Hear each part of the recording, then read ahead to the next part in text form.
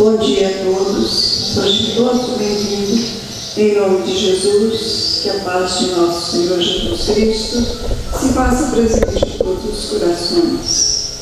Pois é, mais um domingo de manhã, meio domingo assim, meio frio, né? Meio assim, gostoso. Eu até saí sem blusa, porque a blusa da colega ali. Mas nossa gratidão, porque a bondade, até ali nós vemos quanta bondade do Pai, né? Nós estávamos todos naquele calor imenso, de repente vem um aragem, uma brisa fresca para darmos um ânimo, como dizendo, não pare, continue. Assim é a nossa caminhada espiritual.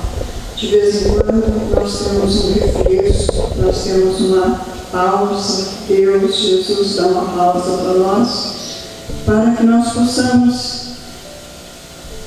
através dessa pausa, fazer uma reflexão e nós seguirmos a nossa caminhada em frente. Nós sabemos que a caminhada é difícil, cheia de percalços, cheia de entraves, de problemas, mas é isso que nós temos que passar. Enquanto nós não passarmos por todas essas dificuldades e vencermos todas elas, nós não podemos querer ser aquele espírito de luz, aquele espírito elevado como nós. Recebemos a mensagem deles, né?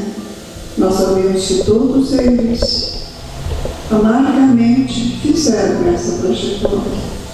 Então, Jesus, nesta manhã, nós estamos aqui em nome de Deus, em Teu nome, da espiritualidade amiga que nos ampara, que nos auxilia, buscando aqui um pouco mais de esclarecimento, centralizando um pouco mais do nosso tempo, tirando um pouquinho da nossa rotina, usando esses poucos tempos aqui dentro de uma casa como essa, para que aprendermos como caminhar pelos caminhos com retidão. Então, nossa gratidão, nosso agradecimento por nós termos essa oportunidade de estarmos aqui. E nesse momento, Mestre amado, nós te rogamos pela paz do nosso país, que está tão conturbada, que isso também depende de nós, dos nossos pensamentos, das nossas energias que nós emitimos no ar. Nós precisamos também procurar acalmar os nossos ânimos, para que essa paz venha ao nosso encontro. Rogamos, Senhor, pela paz do planeta Terra, que está passando por tudo aquilo que estava previsto que nós precisávamos para alcançarmos a retidão dos caminhos e viermos a pertencer a este novo mundo de regeneração. Então vamos hoje rogar a Ti, Divino Paz, ensina-nos a caminhar na retidão dos Teus caminhos. Ser conosco, Jesus, hoje e sempre, e que a Tua paz permaneça em nossos corações.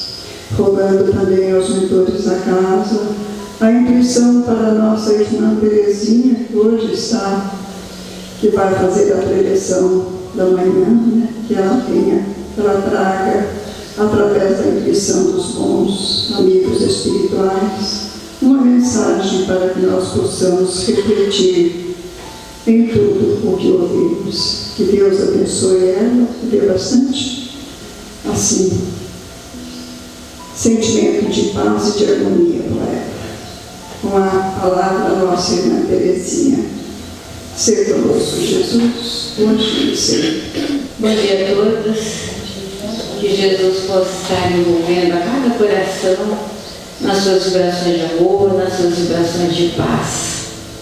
Hoje a gente vê aqui, gente, não vai trazer nenhuma novidade, né? Nada daquilo que nós já não sabemos, nada daquilo que nós já não ouvimos. mas que sempre é bom relembrar.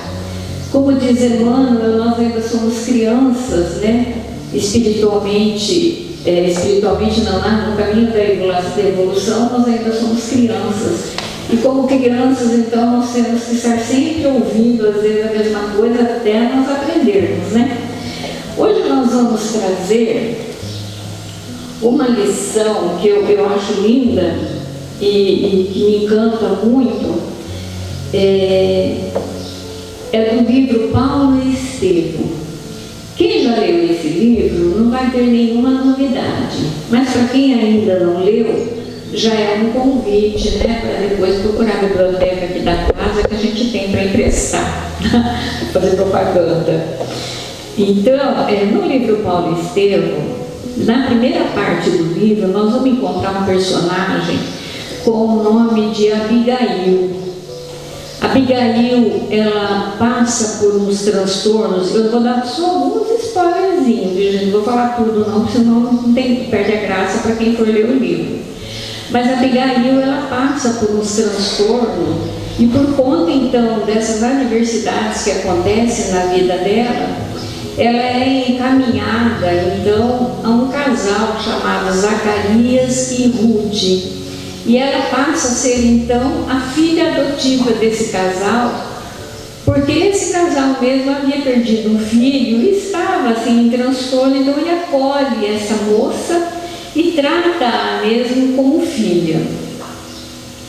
Algum tempo depois, essa jovem, né, Abigail, ela conhece, né, a Zacarias vai dar uma festa, e nessa festa, então, ela conhece Saulo.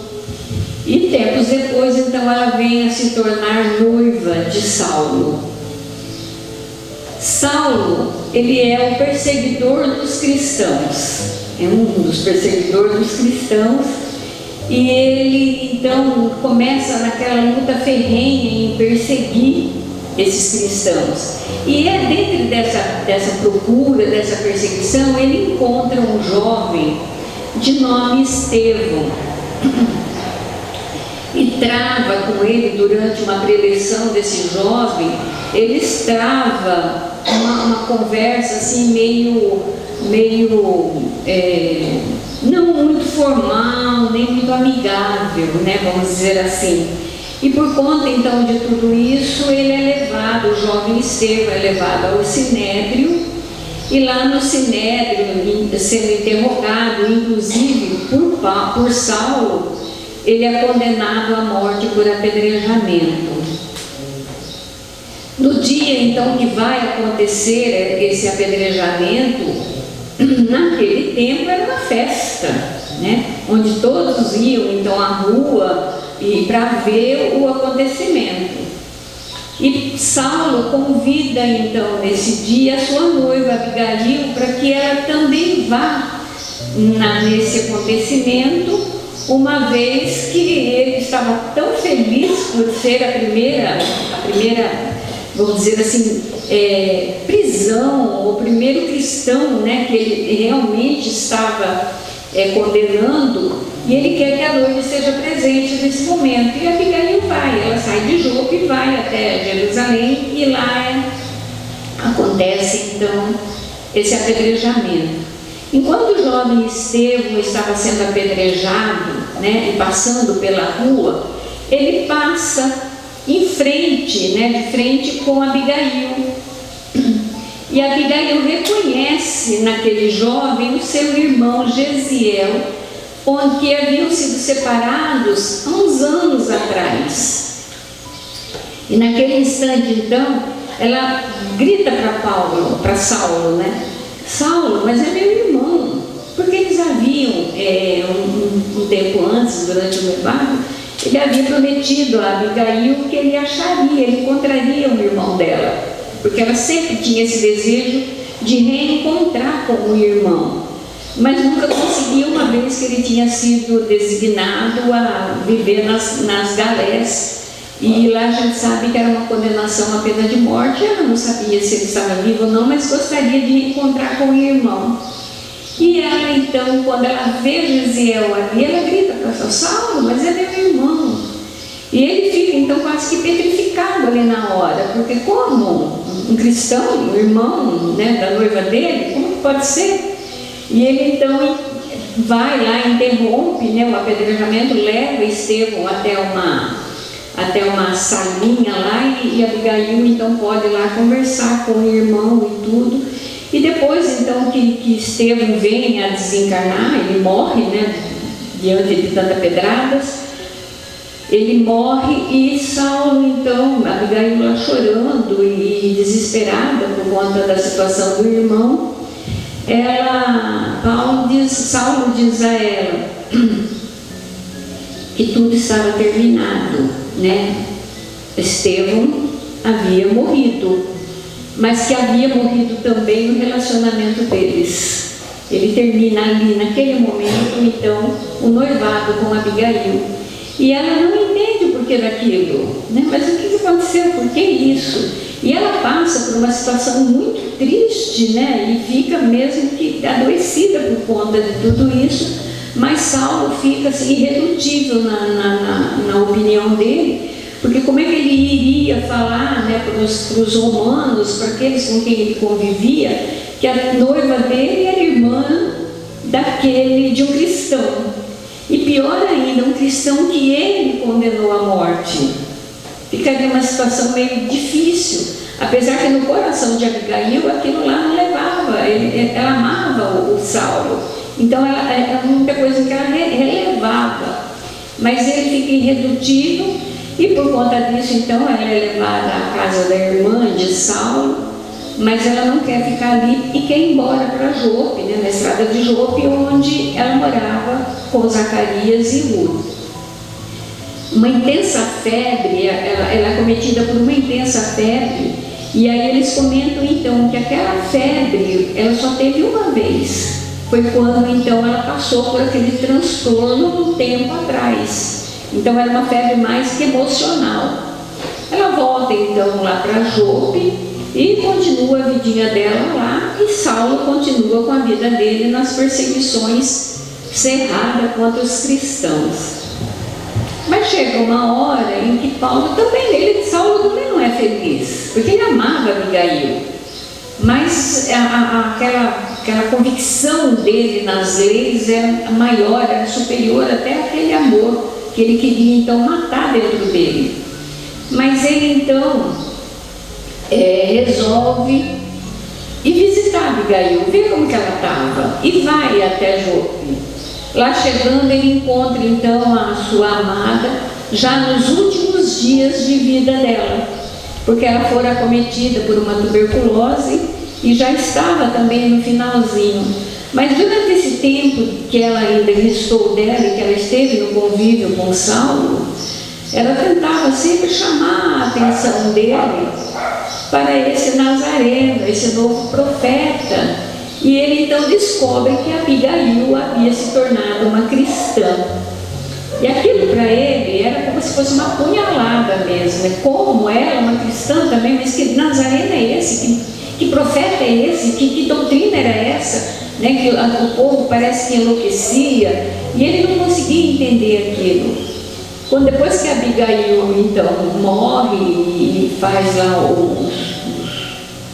os enterros, ele então procura Zacarias e quer saber o que aconteceu, que Abigail se tornou uma cristã, e ele conta então o que foi que aconteceu, e fala de um senhor, de um velhinho que esteve ali naquele tempo, e através dele então, dos ensinamentos, dos pergaminhos que ele estudava com ela, fez então a sua conversão, e que esse senhor então, esse velhinho, chamava-se Ananias. Paulo decide então que ele vai atrás de Ananias para matá-lo, porque ele não ia perdoar aquele que converteu a sua amada ao cristianismo. E é quando então ele vai até Damasco, e lá nas portas de Damasco ele tem um encontro então com Jesus, e desse encontro resulta uma cegueira.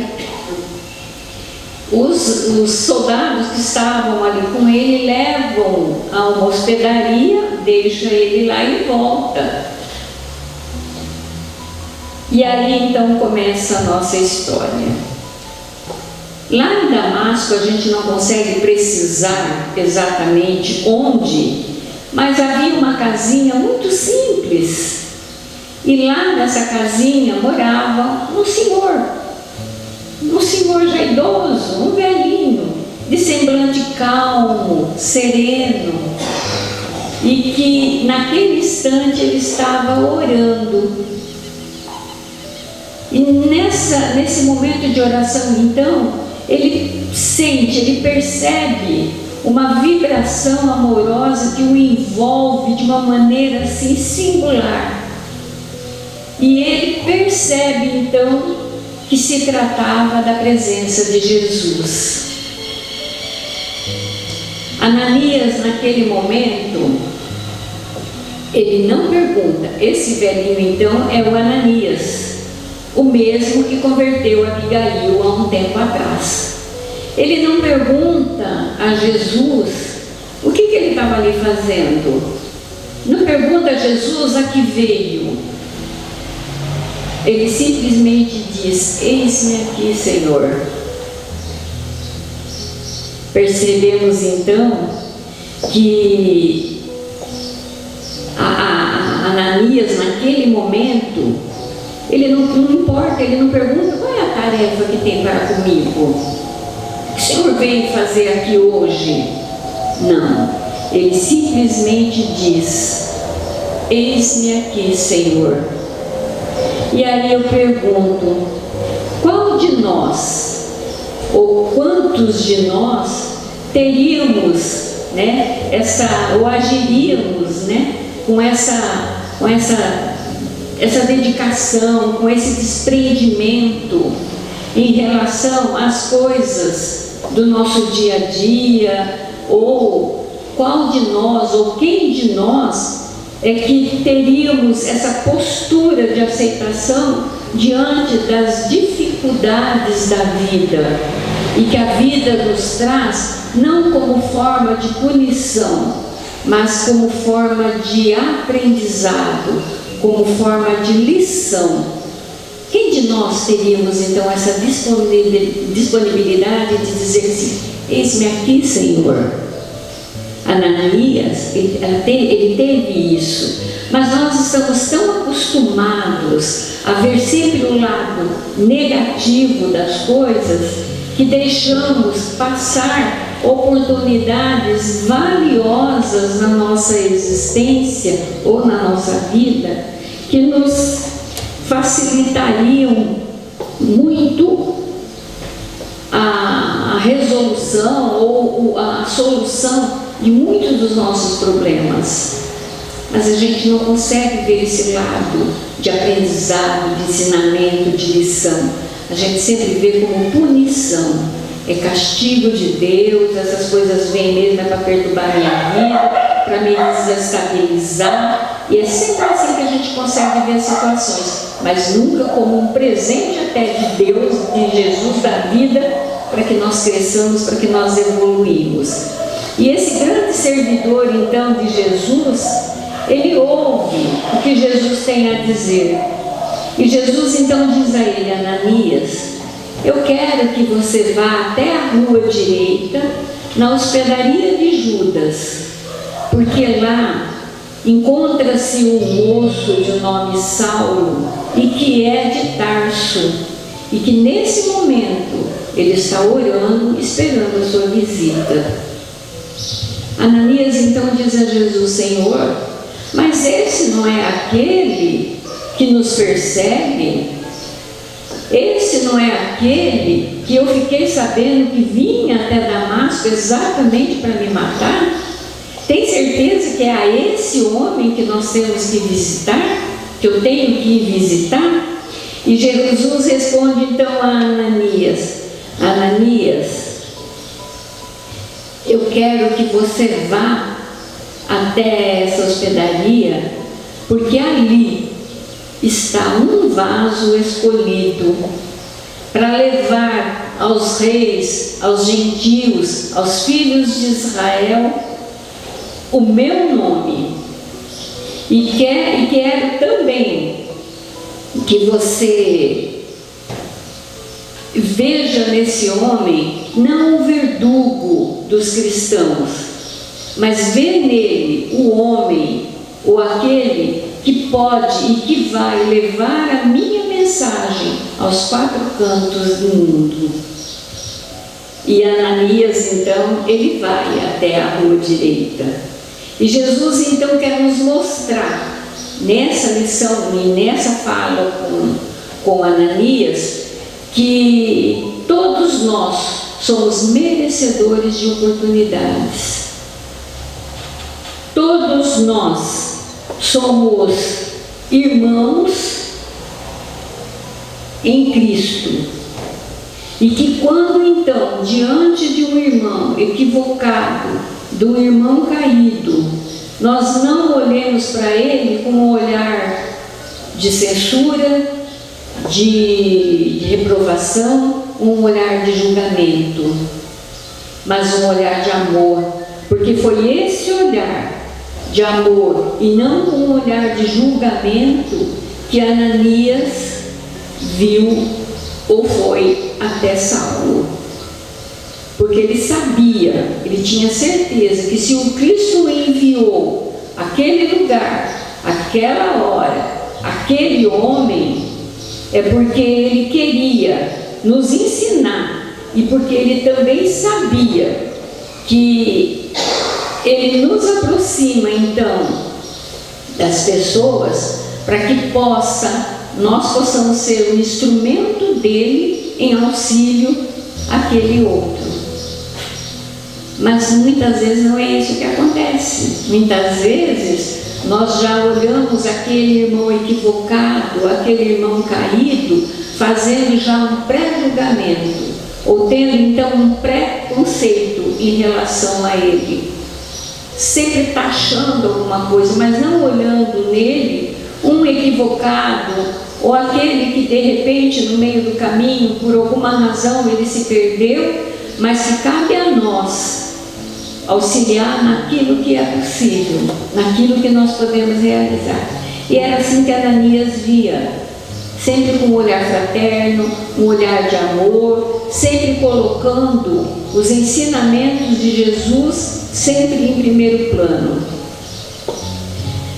Ananias, ele restitui a visão a Saulo e deixa então, nessa visita, ele deixa para Saulo uns pedaços de pergaminhos onde tinha as anotações de Levi, que Saulo então iria copiar e estudar, para que ele aprendesse então a ver os ensinamentos e os feitos de Jesus.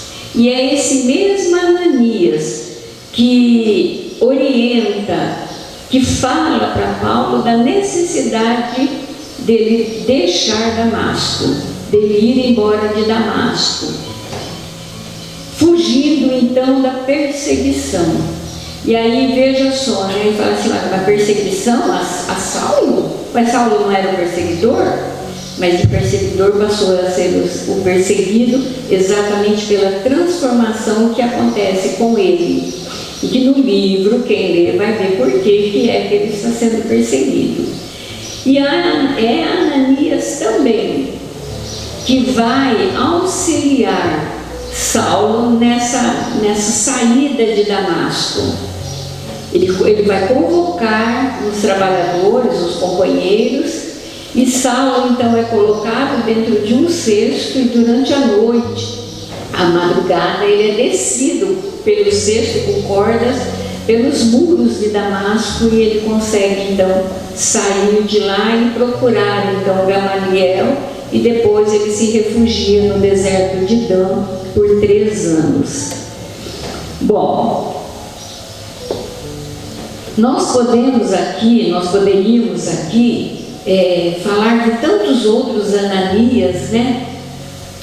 Tantos nomes que nós conhecemos e que temos informações e a literatura nos traz, daqueles homens que realmente foram os Ananias da vida, que trabalharam pelo Cristo, que nunca puseram em questionamento a sua fé, mas que se dedicaram o tempo todo ao serviço, ao trabalho do Cristo.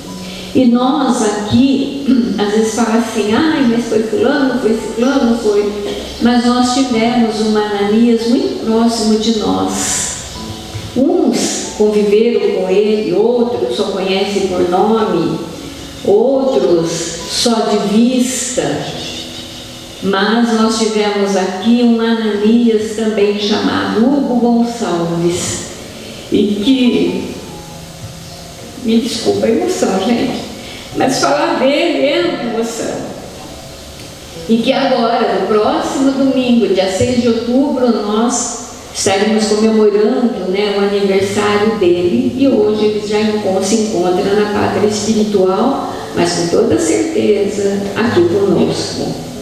Esse homem que não mediu esforço, mesmo durante ou mesmo diante de tantas dificuldades, conseguia sempre ter uma palavra de consolo, uma palavra de ânimo para todos aqueles que de repente vinham buscar o seu conselho, o seu entendimento, acalmando então o seu coração.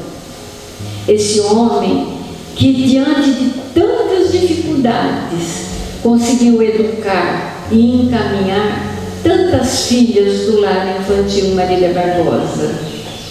Esse Ananias, esse grande Ananias, de estatura pequena, mas que se agigantava quando ele nos trazia, ou quando eles falavam conosco, nos consolando, acalmando então as tempestades interiores que cada um trazia quando lá sentava no seu escritório e conversava com ele.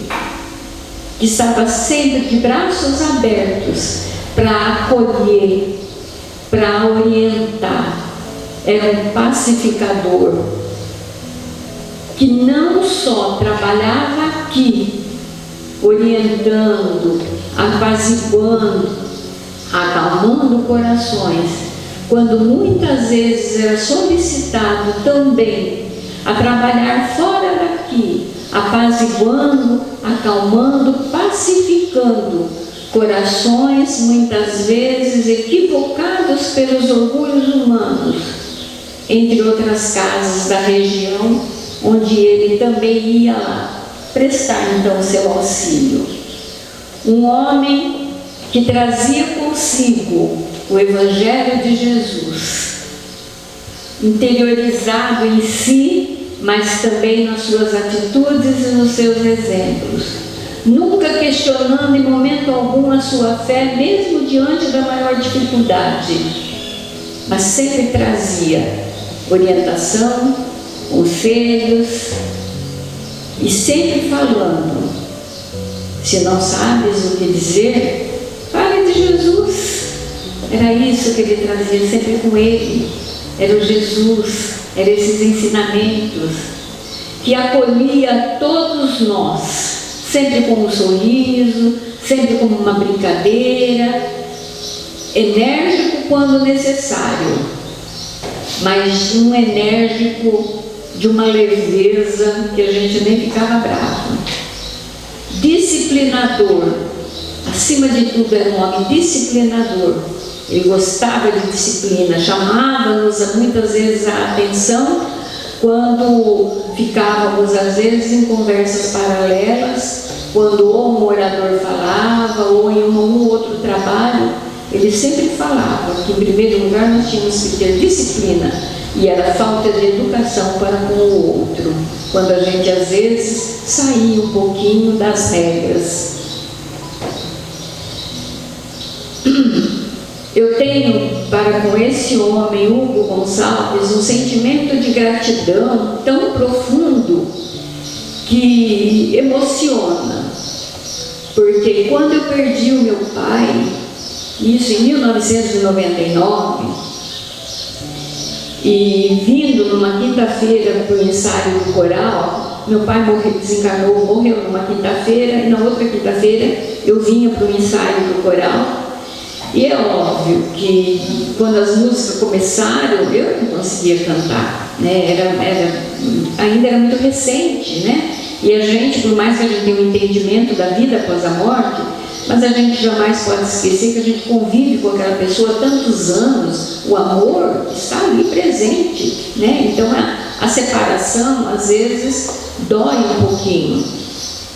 E naquele dia, então, eu vindo para o ensaio do coral, tudo, e estava bastante emotiva.